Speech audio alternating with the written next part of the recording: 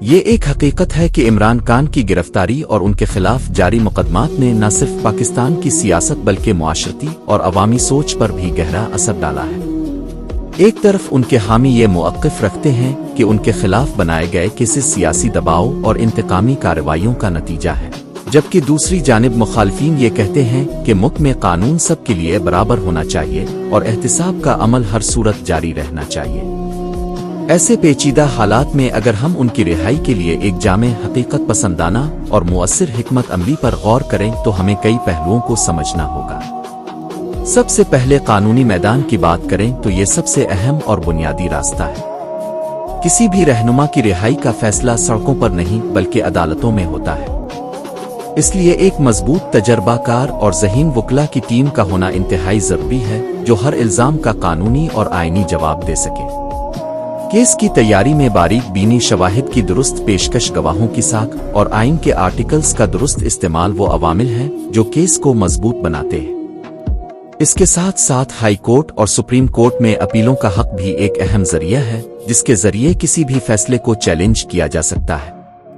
قانونی جنگ اکثر لمبی ہوتی ہے، اس لیے صبر، مستقل مزاجی اور حکمت عملی کے ساتھ آگے بڑھنا بہت ضروری ہوتا ہے۔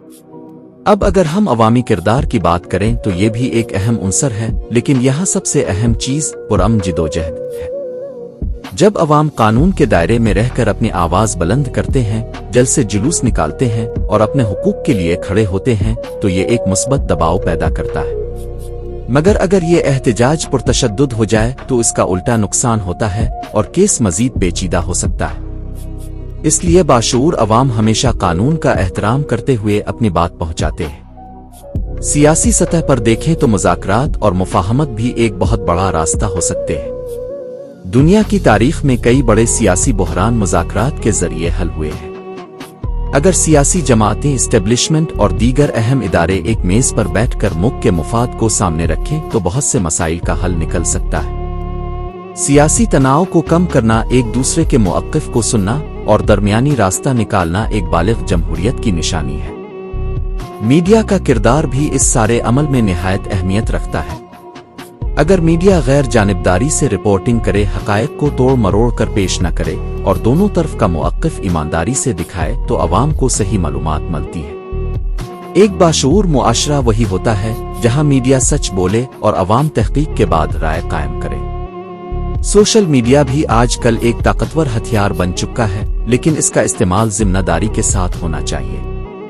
جھوٹی خبریں، نفرت انگیز مواد اور اشتعال انگیزی نہ صرف معاشرے کو نقصان پہنچاتی ہے بلکہ کسی بھی قانونی جدوجہد کو بھی کمزور کر دیتی ہے۔